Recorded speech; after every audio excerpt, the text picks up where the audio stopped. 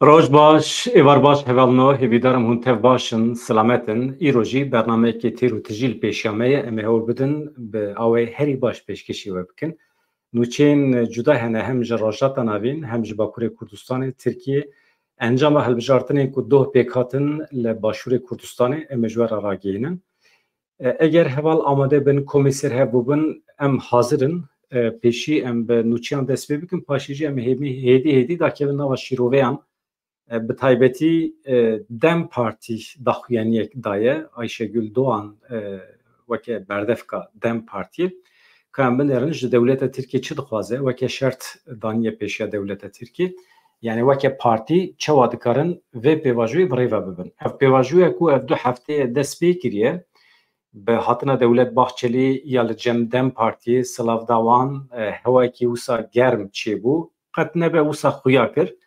لی دورا جی هرچند دولت باخچلی جی نزاکت دور باوی کی پر بخواب باور کردان پچوک دیبینه خطابت اویا لرزدار اوجلان پر خراب بو لی دیسا جی چاودر دبیجن پیواجو دوام دیکه یعنی تشتکی دیکله اما ده انجام ده چی درد که کان بنرن امیجی مرخ امل بندنه نوچین کو حتی ایرو درکتنه شیروین کو حتی نه حتنه کرن امی جوار راگینن سیاست مدارن باکوری کردستانه ج پارتین جدا این کرد این باکوری او جی فکر خو بیان دکن به تایبتی بالای دکشین سر گرینگیا رولاکو و مالباتا بارزانی دوی پیواجوی ده بگره سر خو جبر کو او جی قسمه کی دنوا و مسئله دانه پیواجویم بری ده جی ته جی گرتبون کا دوی پیواجوی ده چه ود کرن رول بریزن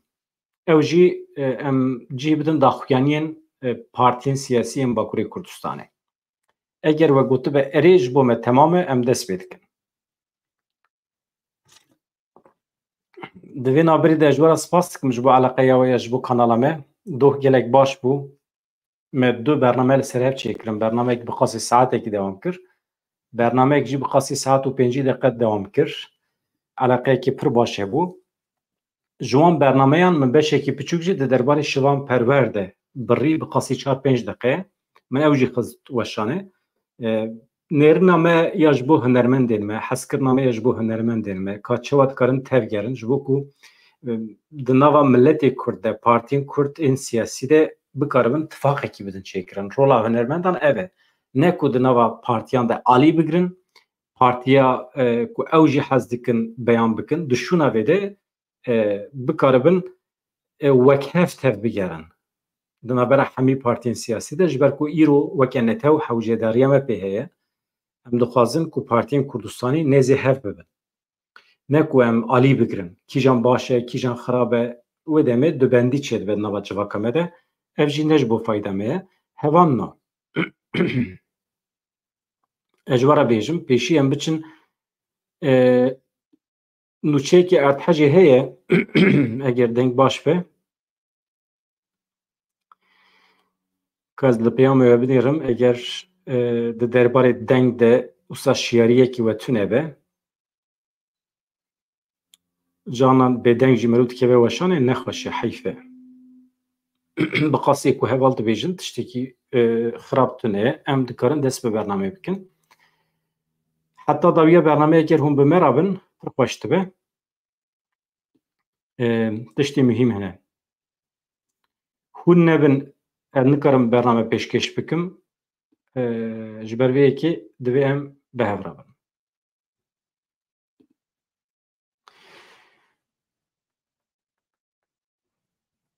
لدریا سپی به هزا 4.8 ارتحاجه که چه بو ام مهم جبر کود که به هرما مراشه جی سروکاتیا روبریا کارسات و روشن بلزی ترکیه آفات راگهاند کو ایرو ساعت ده هانده لدریا سپی ارتحاجه که چه بو آفات دا زانین کو هزا ارتحاجه 4.8 پیله هات تثبیت کرن کو کراهیه و ارتحاجه بخاصی 11 کیلومتر دبنه ارده دایه اف دکوه چارچوبه هرما مراشه انتابه حتی هاتای دریج دبه حتی دریا سپیجی دریج دبه اف خطافایه کو سالک دریا نها هلوشیا بو او خطافای ضرره که پر جدی چه بو ایجا وقتی که ارتحاجه که به وی شکلی چه دبه ترس و فکر زیده تر دبن ده ایرشا اسرائیل ده 33 فلسطینی هاتن کشتن او جی نوچیه که جدا هر وها ایرشی مالا نتنیاهو جی هاته کرن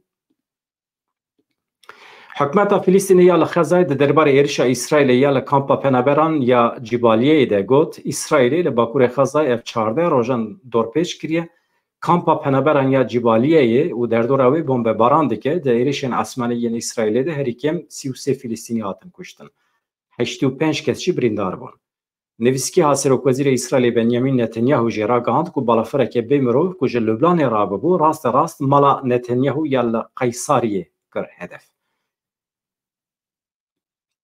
Nivîskehê İran tewambar kir ku hewl daye Netanyahu bikuje serok wezîrê İsraîlê piştî êrişê daxuyanî da û beyan kir wê tu tişt me paş ve negerîne em ê heta daviyê van êrişê xwe bidomînin. Tabi ew nabêjin êriş ez dibêjim êriş ew yani ew dibêjin şerê xwe lê hember terorê.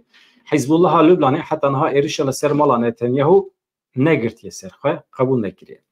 Ka min êrin İran çi dibêje di derheqê vî şarê de bu yerên ku li rojata navîn pêktin Wezîrê Karêderveyê Tirkiye Hakan Fidan û Wezîrê Karêderveyê İranê Abbas Erakçî li Stenbolê hatin cemhev hûn zanin Abbas Erakçî beriya niha li Lüblanê bû hevdîtinê xwe pêkanî paşê jî naçûbû Misrê pêşî çûbû Lüblanê çûbû Misrê paşê hinek geriya bû li rojata navîn herî dawî jî niha hatiye Tirkiye li wê derê hevdîtin pêkanî bi Hakan Fidan re her du wezîran piştî hevdîtinê civîneke çapemeniyê li darxistin. Pêşî Hakan Fidan axivî ka em bijin çi gotiye de derheqê êrişên İsraîlê de got xeterî metirsî heye şer li hemû herêmê belav bibe û tesîr li temamê cîhanê bike. Yani qala şerê sêyem yê cîhanê jî dike lê belê nav nade. Ew hê jî qebûl nakin ku ev bu yerên ku li rojata navîn pêkitê şerê sêyem ê cîhanê ye. Lêberê dibêje ev ê bandor li tevahiya cîhanê bike. Abbas Erakçî çi got wî jî diyar kir ku li herêmê belavbûna şer gefekî mezin e û dewam kir. Rejima İsraîlê di sûçên xwe yên şer de sînora nas nake. Em dixwazin ku li xeza Lüblanê demil dest agirvesekî mayînde çê bibe. Li herêmê belavbûna şer gef û tehdîtekê mezin e. Em aştiyê dixwazin lê belê ji bo senaryoyê jî ê xeter ji bo her cure xirabî xeterê jî em amade ne. Erakçî got ew helbesta Tirkiye ji bo piştgiriya mafê xelkê Filîstînê û helbesta li dijî İsraîlê taxtîr dikin. Ez bawer dikim dewleta İranê jî baş dizane ku dewleta Tirkiye ji aliyek ve bi gotinên xwe piştgirî dide doza Filîstînê lêberê di rastiyê de jî alîkariya xwe ye ji bo İsraîlê didomîne. Dijminiyekî dîrokî yê dewleta Tirk li hember Filîstînê heye ji ber ku di dema xwe de di dema Osmaniyan de xelkê Filîstînê Osmanî kiribûn der ji wê derê û dewleta Tirk li wê derê tek çûbû dewleta Tirk ne dema Osmaniyan da yani hêzên Osmanî yên Tirk li Filîstînê tek çûbûn heta dema 1965 jî dewleta Tirkiye tu cara mafê Filîstîniyan nedanî ser ziman qet behs jî nedikir Filîstînî tu nedihesibandin lê pêş re bi Erbakan re doza Filîstînî ket rojeva Tirkiye û hêdî dewleta Tirkiye dest pê kir Filîstînî bi kar anê. Yani xwastin ew hêza xwe ya li rojata navîn di ser Filîstîniyan re çê bikin. Yani ne ku ji Filîstîniyan hez dikin dixwazin dibin navê Filîstîniyan de bandora xwe nüfuza xwe ya li rojata navî zêdetir bikin. Ev adetê wan e. Li Silêmaniyê qezayekê trafîkê rûda li navçeya Pencewînê ya Parêziya Silêmaniyê otomobîlekî li kamyonekî qelibî ji malbatekî 3 kes mirin 2 kes bi giranî birîndar bûn. Di otomobîlê de 5 kes hebûn bilezekî zêde çû li barhilgirê xist. Em ji tirê re dibêjin barhilgir. Ama zehmet e bilêvkirina wî zehmet e barhilgir. Yani kamyona mezin tir transport internasyonal çê re dibêjin. Hemû qurbanî ji aynî malbatê de xelkê gundê sersûrawê yê Pencewînî ne ji malbatekî bûn. Dayîk û du zarokê xwe mixabin jiyana xwe ji dest dane bav û zarokekî xwe jî bi giranî birîndar bûne. Nûçe bi vî şekliye niha em cih bidin rola barzaniyan ya di vê meselê de. Ka em bidirin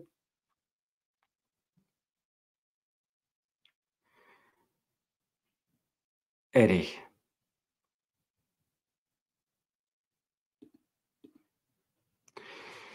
Kan bindirin divê pêvajoya ku niha li Tirkiye Bakurê Kurdistanê pêş dikeve di navbera dewleta Tirkiye û Kurdan de Malbata Barzanî, Nêçîrvan Barzanî bi taybetî Mesûd Barzanî çi rol dikarin bigire ser xwe. Siyasetmedarên Bakurê Kurdistanê dibêjin Nêçîrvan Barzanî dikare di navbera PKK û dewleta Tirkiyeyê bibe navbeynkar piştî 8 salan ji nû ve pêvajoyekê aştî dest pê bike. Niha navbera PKK û PDK ne baş e. PDK bi qismekî li aliyê dewleta Tirkiye cih digire ama di vê derê de çawa dikare rol bilîze hinek ew ciyê mereqê ye.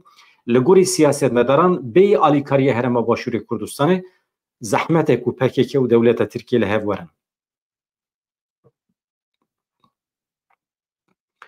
Serokê Giştî Partiya Sosyalîst a Kurdistanê PSK Bayram Bozyel wiha got dikarin ji bo meşandina pêvajoyê aliyan qanex bikin, dikarin şaşiyan serrast bikin, dikarin baweriyan xurt bikin. Ew tiştên ku ew her du alî nikarin sererast bi hev re qise bikin Herêma Başûrê Kurdistanê birêz Nêçîrvan Barzanî yan jî Mesûd Barzanî dikarin rolekê erênî bilîzin. Ev xwasteka wan e tabî. Ev daxwaza birêz Bayram Bozyel e. Di demên pêşme de dixwazim Bayram Bozyel vê derê bikim bîvan û jê bipirsim ka ew weke partî dikarin çi rol bigirin ser xwe. Ew jî demekî dirêj hene di dîroka Kurdistanê de, di dîroka nêz a Kurdistanê de PSK xwedî ciyekî giring e. Bayram Bozyel jî xwedî tecrübe ye. Yani ew jî dikare rol bigire ser xwe. Yani ez dibêjim qey dişûna ku rolê bixe ser kesekî din ew bixwe jî rol bigirin baş e. Ew tiştê ku ew her du alî nikarin me gotibû rast bi hev re qise bikin Herêma Başûrê Kurdistanê Nêçîrvan Barzanî yan Mesûd Barzanî dikarin bikevin navberê rolekê erênî bilîzin. Ka binêrin Serokê Giştî yê PWD Partiya Welatparêzên Kurdistanê Mustafa Özçelik çi dibêje? Ew jî dibêje Rêzdar Serok Mesûd Barzanî yan jî Nêçîrvan Barzanî gelek caran hewl dane li Tirkiye doza Kurd û Kurdistanê bireyên aştiyane bene çareserkirin. Eger di vî warê de dîsa kariban rolekê bilîzin wê ji bo hemû Kurdên cîhanê jî elbet wê ciyê dilxweşiyê be. Dibêje Mustafa Özçelik. Niha hevanna. Hûn zanin li Tirkiye niha rewşa civakî gelekî xerab biye. Li her derê xirabî, pîsî, çete bihêz bûne. Qismekî dewleta Tirkiye di nava çeteyan de cih digire, çete di nava dewletê de cih digire. Hakimê wan, savcî wan, dozgerê wan tev weke çete tev digerin, dîplomê wan hemî sexte ne. AKP ji bo ku bikaribe mirovên xwe li dadgehan bi cih bike, hem dozger hem hakimên sexte li wan de re bi cih dike, bi talîmatê wan birêva dibe û di vê navberê de çete jî diçin bi mirovên AKP'yê re fotoğrafa dikişînin, xwe weke mirovên AKP'yê yan MHP'yê nîşan didin, tevlê suîqastan dibin. Yani suîqastê ku dewleta Tirkiye bixwaze pêk bîne bi destê van çeteyan pêk dîne û di vê navberê de weke baxşîş, weke diyarî yan jî berdêla van cinayetê wan çi dike rê nîşanê wan dide, rê dide wan ku bikaribin li gorî xwe pere qezaş bikin. Yek ji wan çeteyan jî çeteya xestexaneyan e, beşa lezgîn ya xestexaneş xwe re vekirine. Mesela zarokekî dema tê dinê ev rojeva Tirkiyeyê de ye zarokekî dema tê dinê ji diya wê digirin dibêjin zaroka te nexweş e û radikin beşa lezgîn ku bawekî qaçax hatiye çêkirin di destê çeteyan de ye. Baş e çete çi dikin vî zarokê digirin di berdêla vî zarokê de ji sîkorteyên dewletê pere digirin. Yek, du, sê, bîst wextê ku hûn hesab bikin bi qasî sed du zarokan û tim wisa xwe nû dikin dubare dikin wê demê xestexane ya sexte pir pere qezenç dike ji sîkorteyên dewletê. Halbikî ew zaroka ku nû hatiye dunyayê ne nexweş e jî tamamen formalîte ye, bahane ye ji bo qezencê. Îjar ji ber ku li wan nexweşxaneyan sîstem tune ye, doktor tune ye, tenê hin cîwanên ku xwe weke hemşîre nîşan didin li wê derê wezîfedarin ew jî nikarin xwedî li wan zarokan derkevin çi dibe zarok dibihejin, dimirin, jiyana xwe ji dest didin û niha ev biye mesele. Çeteyekî derket holê bi qasî 15-20 kesin bi mirovên AKP MHP re fotoğraf kişandine, li ser navê MHP cinayet pêkanîne, li derveyê welat jî hin kes ji van çeteyan hatin girtin li Tirkiye. Serokê vê çetê çû dozger tehdit kir, dibe tu mirovê min serbest berdê. Eger serbest ber nedî, em adresa te mala te nas dikin û em dikarin qirra malbata te bînin. İjar ev niha biye mesele, tabii wextê ku bu mesele civak rabû ser piya nerazîbûn çêbû, niha mirovên AKP, MHP ê wezîr derketine daxuyanî didin, dibêjin ev meseleya salekî ye, ev salekî em li pêwan digerin, em dixwazin vê meselê hal bikin. Ama çiqas hal dikin, nizanim ji ber ku hemî tev li hev biye. Ez vê derê de fîşe îja hevan me.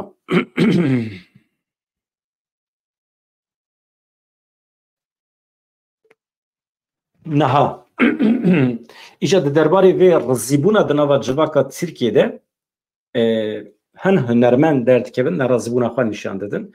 Yek ji wan hunermendan, hunermendê Kurd Mahsûn Kırmızıgül'e kamillerin daxuyaniye wî çi ye, ew çi dibêje, pir balamik şand ji ber vê yekî manî qis nava nûçeyê xwe ji bo min girîng e, hunermendekî ku li Tirkiyeyê bi navû deng e, meşhûr e, gelek berhemên giranbiha çêkirine, hem gelek di dema xwe de albüm çêkir, stranên Kurdî jî got, gelek film kişandine, filmên bi qîmet bûn jî.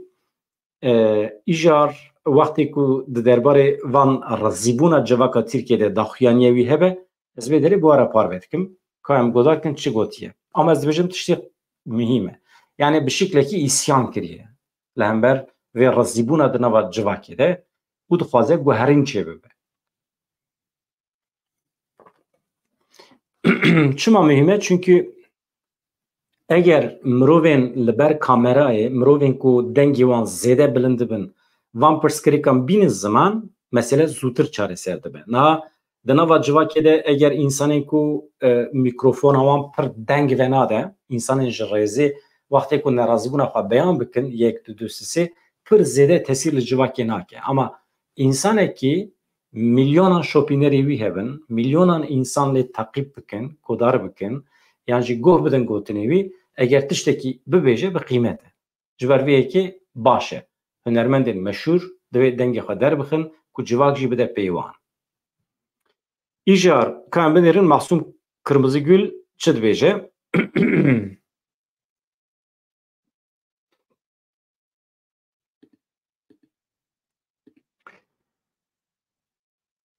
Hunermendê Kurd pardon. Çima wisa biye nizanim. Hunermendê Kurd Mahsûn Kırmızıgül rehneyên tund li rewşa nihayê li Tirkiye kir û got mirov li hember kîjan kêmasiyê serî hilde wê her kêm bimîne têrê nake, xirabiyan çar aliyê me dorpêç kiriye. Resmen îsyan kir, dibêje welat têk çûye, her der genî biye. Mahsûn Kırmızıgül li ser hesabê xwe medya civakî îsyan kir, balkişan ser mijarên civakî yên wekî feqîrî, xîzanî, bêedaletî, tundî, şîddet, kuştina jinan, istismara zarokan, tiştên wisa ku hûn jî tim her roj dibin şehet. Bi taybetî jî feqîriya ku di nava civakê de pêş ketiye, yani hêza kirînê tunê di nava civakê de, Kırmızıgül bal dikişine ser van mijaran, xirabiyan dibêje çar aliyê me dorpêç kirine, wekê mûnek li aliyekî bavên xwedî rûmet ku nikarin kincên dibistana ji zarokê xwe re bigirin û ji ber vê yekê întihar dikin, xwe dikujin, li aliyê din yên ku ji bo xatirê pereyan her cure xirabiyan dikin, ev her du alî li eynî welatî dijîn dibêje, dibin eynî banê de. Zarok ne ewlene, ne dibin garantî de ne, jin di nava tirsê de ne, heywan, ajal, rastî zilmêtên, hinek kes li ber dibistanan maddeyên hişbir difroşin, her roj jin têne qetil kirin, çetên mafya li kolanan terorê pêktînin, bazirganên olî, behsa wan dike, ew jî mühîm e, bazirganên olî xeyal dikin ku vegerin tarîtiya serdeman navîn, siyasetmedar bi baronên maddeyên hişbir re mil bi mil dimeşin, siyasetmedarên ku îro di nava hikûmetê de cih digirin, dibêje bi çetên maddeyên hişbir re mil dane milê hev bi hev re hevkariyê dikin.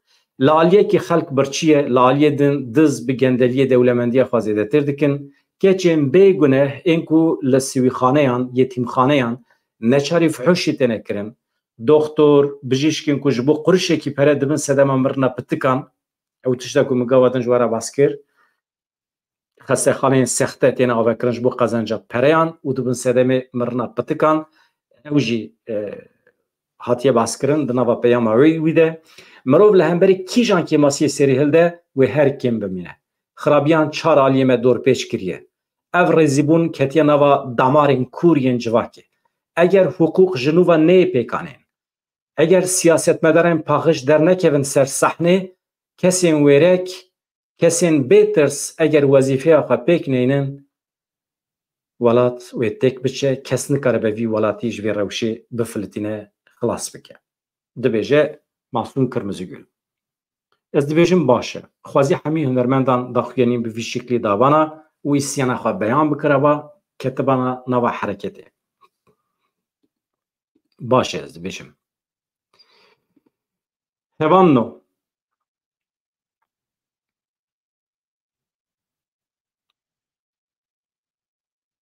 na tabii ki ez dengê we tê min xwazî van hunermendê me di meseleya Kurd û Kurdistanê de jî dengê xwe bilind kiribana lê em tev dizanin ku di dilê wan de Kurd Kurdistan heye ji ber rewşa Tirkiye nikarin dengê xwe bilind bikin ji ber tirsa wan e tirs jî tiştekî însanî ye mesela Kurd meselekî xeter e herkes nikare tiliya xwe bide serê zehmet e yani divê mirov hinek wan fehm bike însan hene ji hepsê hez nakin însan hene dixwazin karê xwe hunermendî bi rêve bibin lê belê carna wextê firsend dibînin alîgiriya xwe beyan dikin hevan no yani ez pir hez nakim însana reş bikim însanekî wextê tirsonek be yani reşkirinê heq nake dedî tirs jî tiştekî însanî ye mirov ez binêrim li peyamê ve binêrim ka hûn çi dibêjin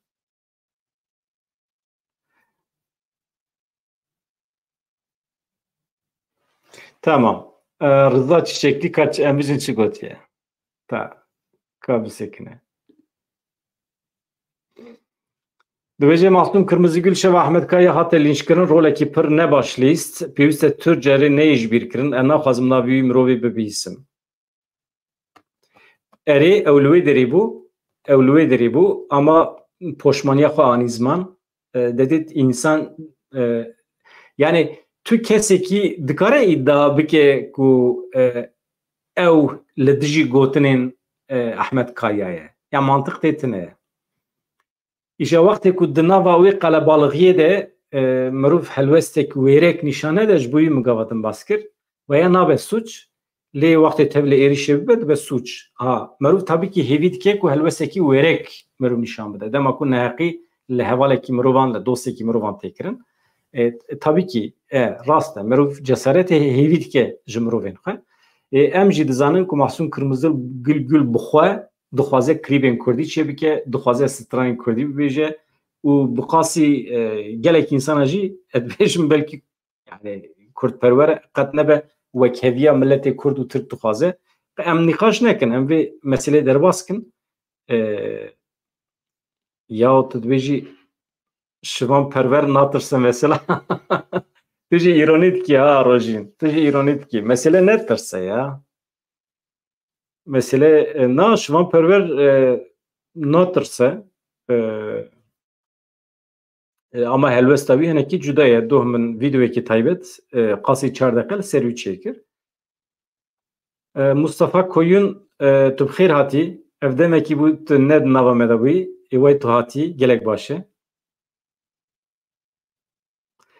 باور dikim şaştiyekê çêbû destê me lê ketibû Mustafa Koyun nikare bû peyaman binivîsîne ez tabii ev ne mesela min e hayam jêtine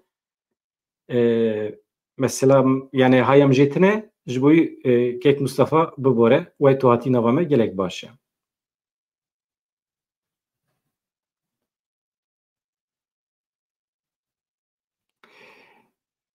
baş e em dewam bikin ha Zana peyame ve dixunim ama tiştekî wisa xirab tune. Yani em ji xwe berpirsiyarin, divê em xeta nekin, em wêrek bin, em xwedî cesaret bin, ew baş e.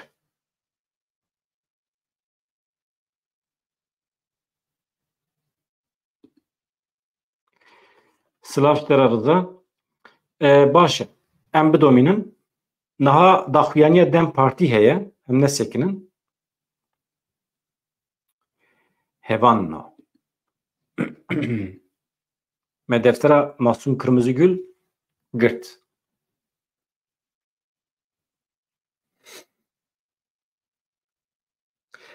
Berdevka Dem Partî Ayşegül Doğan diyar kir ku yên ku nîqaşên di dema dawî de dane destpêkirin tu nexşariyekî biraya giştî re parve nekirine.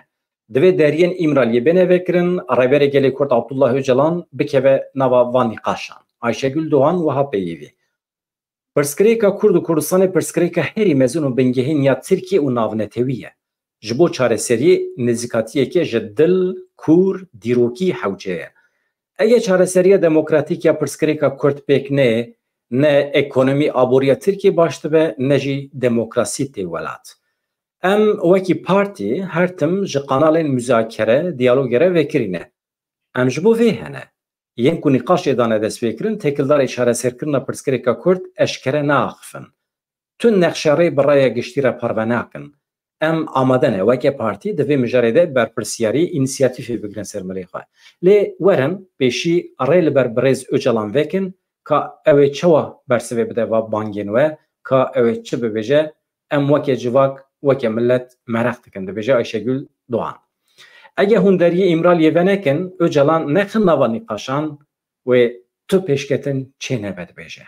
Dem Partî fikra wî ev e, yanî ne weke şertê çareseriya doza Kurdî ye serbestiya Rêzdar Öcalan, weke şertê vekirina rê ye. Yani ji bo ku mirov tiştekî weke pêvajo binav bike, tiştekî weke niyeta çareserî beyan bike, berê her tiştî divê hûn Rêzdar Öcalan ya serbest berdin, qet nebe tejî tê rakin ku ew jî bikaribe xwe îfade bike. Eger bi awayekî azad serbestî nikaribe xwe îfade bike, ve demê maneya vê pêvajoyê tune ye. Tê wê manî ku wer hemî rê girtiye û tenê xîtabê alîgirên xwe dikin. Mesela Devlet Bahçeli hem tê cem Dem Partiyê hem jî bi alîkî de bi xeber, bi îtham, bi gotinên xirab yên li Rêzdar Öcalan dixwaze xîtabê alîgirên xwe bike. Yani ev ziman divê were sekinandin. Yani divê ev mirovên rêvebirên AKP, MHP fêrî exlaq bibin, fêrî nezaketê bibin, fêrî zimanê dîplomasiyê bibin. Em jî dîplomasiyê heq dikin. Çawa ku em mesela Ayşegül Doğan wextê ku basa Bahçeli dike, mesela Bahçeli mirovekî faşîst e, qirêj e, ne însan e, mehluqatekî pir ucube ye, herkes vê dizane, qatilê milletê Kurd e, ne wisa herkes dizane. Ama Ayşegül Doğan dibêje Birêz Bahçeli. Ev medêşîn e. Ama em ji ber ku mirovên maqûlin, xwedî exlaqin, em Ayşegül Doğan fem dikin. Em nabêjin çima berdevka me ji qatilê me re dibêje Birêz. Wextê Ayşegül Doğan dibêje Birêz, di eslê xwe de dixwaze bêje Beraz. Beraz Bahçeli, rast e. Ew Beraz Bahçeli ye, Beraz Doğan e, Erdoğan, Beraz Erdoğan, Beraz Bahçeli. Ama divê naberê de Beraz yani domuzê ku em behs dikin em ji wî lêborîn dixwazin ku em van mehluqatan dişibînin wî. Çünkü ew jî tu sûçekî tune, heywanekî di halê xwe de ye. Ji ber ku ew ji vî heywanê nefret dikin, mirov dikare weke Beraz pênasê bike. Daxuyaniya Dem Partî bi vî şeklî ye, yani ji bo ku rê vebe, ji bo ku mirov bikaribe nîqaş bike, divê beriya her tiştî diyaloga bi İmraliyê re were vekirin, çûn û hatin serbest be, yan jî Rêzdar Öcalan derxin were nava civakê, bikaribe jî ra ofîsekî, bîroyekî were sazkirin, bikaribe vê meselê, vê pêvajoyê bi rê ve bibe. Ev tiştekî maqûl e. و هر وها بنگه ها حقوقی وره چه کرن کسی که دوی به واجوی دا جیه بگیرن سوی دوسوه نینه محکمه کرن نینه دارزاندن نا هوان نو بنده رجوره چه بیجم دوی نابره ده دم پر زود هرکه بو 30 دقیقه از بارامه نها بری که از باسا باشور کردستان بکم ev mesela Şen Yaşar heye, nuzanın Emine Şen Yaşar ev salane de nava evi daye dimene kebun bukhas ez bir dimene nişan evdim az nişandım ez biçim dimene benim nişan evdim malbata Şen Yaşar hakikaten mağdure mağdureki ciddiye ama had berdan Kurevane de hapse de had berdan nahad nava malaxadaye der haqiqete minuçi amade kirbu ez ê nûçê bu were par vê bikim paşê jî ez ê cih bidim hilbijartinê Başûrê Kurdistanê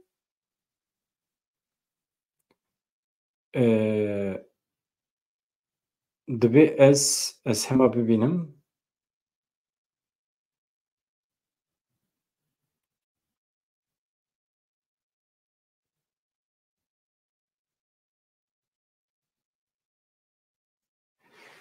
ev Rêveberên Dem Partiyê wekîlên Dem Partiyê çûn mala Şen Yaşar xêrhatin lêkirin ew gelekî baş bû baş e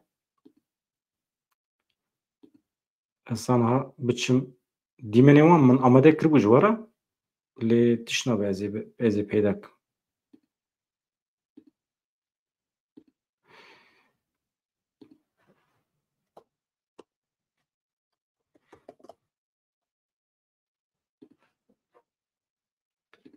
niha hevan no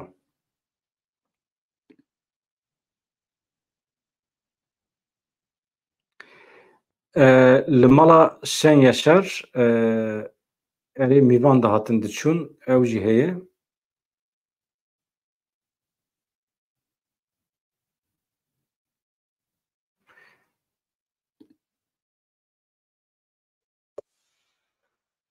kaş kerema xwe destûr bidin ez hema vêkim ez hema hatim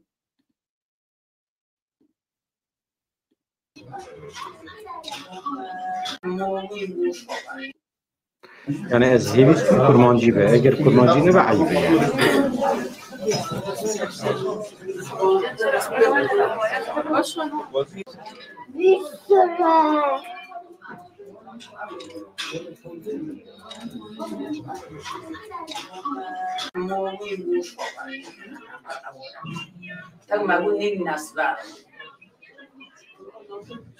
نجيب خيرات ولا فصلنا نيرن ما خاصك جو كما ينفر معيار كده وجي جمايا مي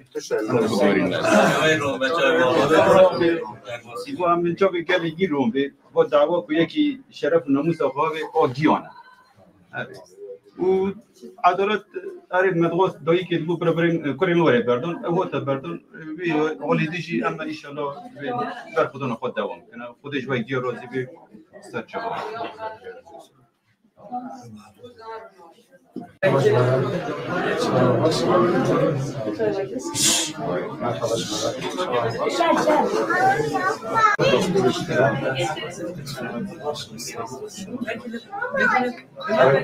Emine ana buluyor.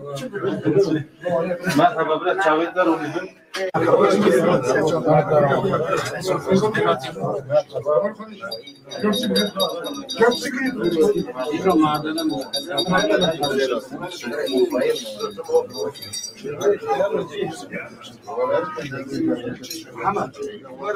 yani dayı Emine Şen Yaşar gelek li ber xwe hakikaten meru pîroz bike hêjer xelatiye dawiya dawî de kurê xwe da berdan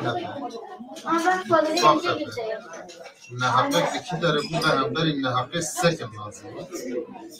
Rastı hem Tayyip Emine hem vekili Meferi, Mehmet, Malbat. Hani ne fadi derken vekileme jotin bu ama bir olayı yani civak çıkaz kudili derken uzanım. Ez şüphe dam ya. Meclisin oyuna gündem meci. Dava ki kudi dernek bir çıkaz. Yani parti ev uni ser zaman basi bandura katına. Ama dolayı ki mola ma xaraba kirna am bir tilmini kan kavu. خودی جیروز می کلمه به خودی درکت من چولا کی مزن گرو و آرمان جدایی کیجی تو کنیم بر محکمه 150 سال جیرا rastı jbo merumet jbo milleti mecmina ki yani nehaqe meri dana kultine mesela evi ya nehaqe dana kultine tabi ki meri tışna pe nekare ama ben nehaqe meri kabul nekir bir Allah işte bu şekli çevir.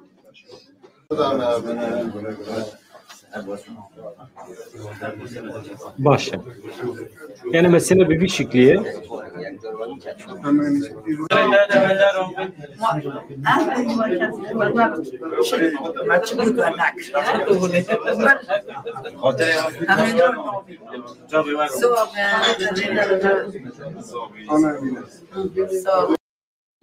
So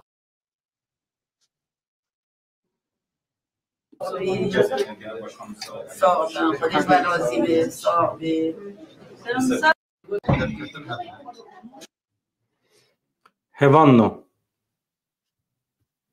Benerin uçuya kumun amade kiriye sema dakiki jora bukhunim paş ez derbaş yel bijartine başuri Kurdistanê bibin.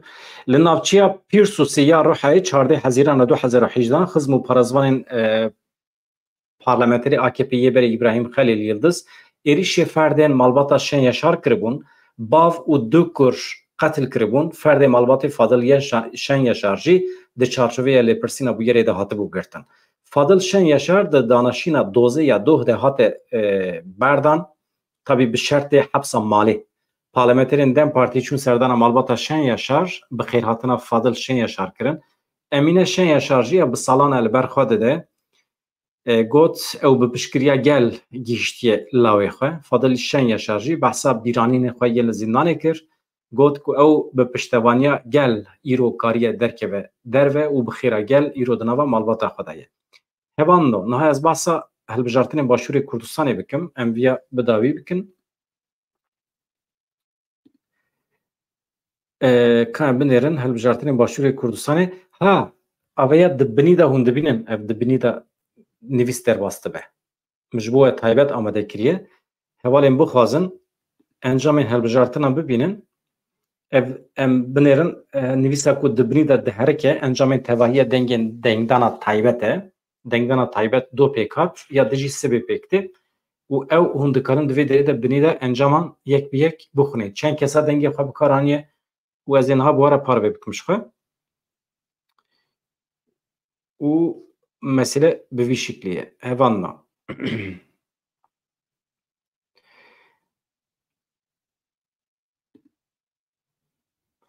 2 saat heftê sibê Proseya dengdana taybet ya dewreya şeşemîn ya Parlamentoya Herêma Başûrê Kurdistanê bi serpereştiya Komîsyona Bilind ya Serbixwe ya Hilbijartinê ya Iraqê dest pê kir. Saat 18 de bidawî bû. Di dengdana taybet de mafê 715,906 dengdêran ên hêzên ewlekariyê hebû. Ew kî ne hêzên ewlekariyê? Pêşmerge ne, polîsên, hêzên asayîşê ne, girtiyên hene, kesên nexweş hene, ji wan re biyometrî hatibû amade kirin. 715,000 nekeme nêzî milyonekî kes e. Yani ew jî dike sedî dehê tevahê Başûrê Kurdistanê. Encamên tevahiya dengên dengdana taybet wiha ye. Partî Demokratîk Kurdistan PDK 47,767 deng bi dest xistin. Bîye partiya yekem li tevahiya Başûrê Kurdistanê. Yekîtî Niştimanî Kurdistan yeneke 31,530 deng bi dest xistiye. Nifşan nû 7,003 deng bi dest xistiye. Partiyê din jî ji xwe dengê wan ez ê niha paşê anha di rêzê de ji were bêjim. Li gorî parêzgehan encamên dengdana taybet wiha ye. Em pêşî biçin Silêmaniyê, ka li Silêmaniyê çi ye encam?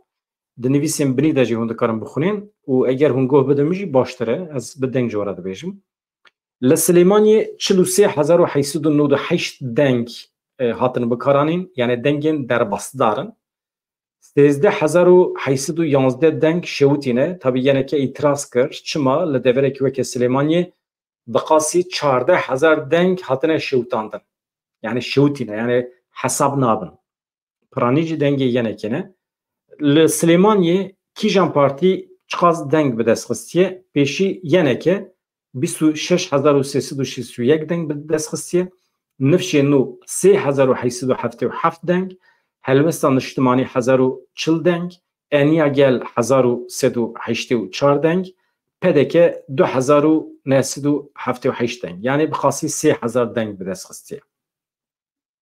Ev bi vî şeklî. Necdet Nurî Muhammed jî heye kesek bi serbixwe 1810 deng bi dest xistiye. Parêzgeha Hewlêrê ka rewş çi ye? Li Hewlêrê pedeke partiya yekeme 36,391 deng hatine bikaranîn yani derbastarin ew xwastine hatine bikaranîn ama derbast dibin. Çiqas deng şewtîne 5,985 deng şewtîne. Mesela ez bidim berhev hevanna. Li Süleymaniyê 44,000 deng hatine bikaranîn ji wan bixasî 14,000 dengên şewtî hatine îlan kirin. Fakat li Hewlêrê 36,000 deng hatine bikaranîn yani 8,000 deng kêm hatine bikaranîn. Yani Hewlêr ji Süleymaniyê biçûktir e. Li wê derê di şûna 14,000 de tenê 5,000 ve 6,000 deng şewtî hatine îlan kirin. Yani hesab nebûne. Di vê çarçoveyê pedeke 25,677 deng bi dest xistiye yeneke 3,491 deng bi dest xistiye nifşê nû 2,203 deng mûna qehwecî jî kesekî bi serê xwe ye 1,864 deng bi dest xistiye. Em niha derbasî duhokê bimin dengên duhokê hinekî kêmtirin bi tevahî dengê ku derbas bûne nêzê 24,000 yani 23,939 deng. 2,000 deng şewtîne li duhokê hesab nabin yani cewt hatine bikaranîn kazê wan qelişîne tiştekî bîye. Pedeke partiya yekeme li duhokê tam 19,305 deng bi dest xistiye. Ev rejiyekî gelekî bilind e li duhokê ji ber ku 24,000 yani 24,000 insan bifikirin dengê xwe bikaranîye ji wan 19,000 dane pedekê. Yeneke tenê 1361 deng bikaranîye li duhokê hêza yenekê gelekî kêm e Yekgirtiya Îslamî jî 739 deng bikaranîye qezenç kiriye nifşê nû 894 deng. Niha em biçin Helepçê li wê derê rewş çi ye? Helepçê deverekî pir biçûk e dengê wan jî gelekî kêm in yeneke 517 deng qezenç kiriye Yekgirtiya Îslamî 37 deng nifşê nû 29 deng Komeleya Dadgerî 31 deng pedeke jî 7 deng Helbestan Niştimanî 9 deng. Çima wisa ye ji ber ku li Helepçê hêzên pêşmerge asayîş li wê derê kêm in ji ber vê yekê kêm dengê xwe bikaranîne. Îja li vê derê xuya dike ev hêzên ku dengê xwe bikaranîne girêdayî partiyan e tabii ki. Mesela ev jî nîşan dide ku pêşmergên pedekê hêzên asayîşê yên pedekê ji hemî partiyan zêdetir in. Ji ber vê yekê deng zêde ye. Ev encama hilbijartinan diyar nake. Ya mühim sibê ye. Civak gel kaçı difikre gel wê dengê xwe bide pedekê yan na. Îja yeneke îtiraz kir li hember va dengê şewtî ka min êrin komîsyona hilbijartinê ve biryarekî çawa bigire.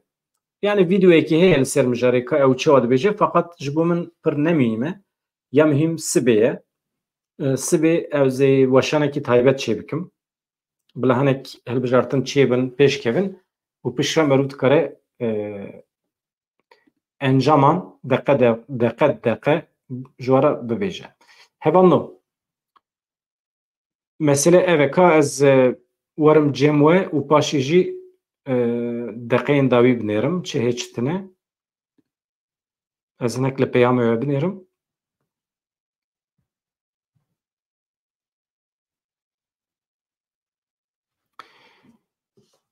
اری yani encamên hilbijartina dibinê vîdyoyê de hûn dikarin temaşe bikin. Yani hevalên ku bixwazin piştî bernama zindî jî dikarin cardin bernamê jinova temaşe bikin. Encamên binî evana ê evin. Ê ku hatine eşkere kirin. Ama hê jî tam neresmi ye.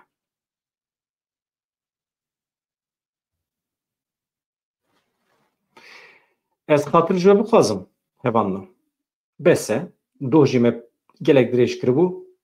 Ez we jî serbest berdim, rahat berdim. Haziriya sibê bikim. Bi hêviya rojên xweş azad her hebin. Çi dikim bikim bila bêdewr be.